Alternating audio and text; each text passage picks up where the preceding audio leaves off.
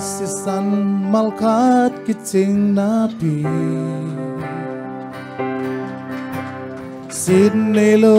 avek pin nong bua Camo na kempeu nong sop siang sakhi nong ina si san hang bekhi na kamal khat be kiching na pi ta salo ke nong o pi Kasam na kempeu na kamal sung kichingi nongin na o kumin kanun na tahong dim kisel sin nei lo ke nong iti na nei kempeu nong piahi sing lam te tung nun na beidong piak te kempeu nong piaso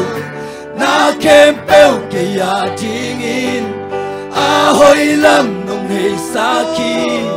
inalian penong piakum pito seisu sinelo intong bia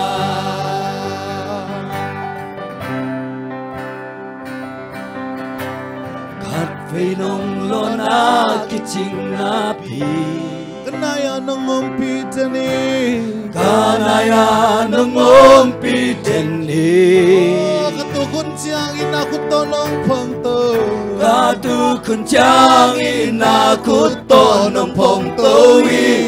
Nong inaang sunga Nong pamsiyang kalaw na tengbe Sinay lo kay nong iti Nanay kempeu nong piahi Sing lam te tung nun na beidong Piak te kempeu nong piaso Na kempeu ke ya tingin Ahoy lam nong hei saki Inalian penong piakum pito seisu Sinelo intong bia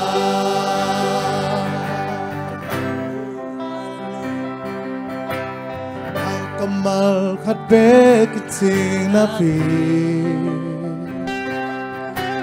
Ta salo ke nong ho pi Kasam na kempeu na kamal sung kichingi Nongin na o kumin Kanun na tahong tim kisel Lo ke nong iti Nanay kempeu nong piahi Sing lam te tung nun na beidong Piak te kempeu nong piaso Na kempeu ke ya tingin Ahoy lam nong hei saki Inalian penong piakum pito Jesus Sinelo ke nong iti Nanay kempeu nong piahi Sing lam te tung nun na beidong Piak te kempeu nong piaso Na kempeu ke ya tingin Ahoy lam nong hei saki Inalian penong piakum pito seisu Lo ke nong iti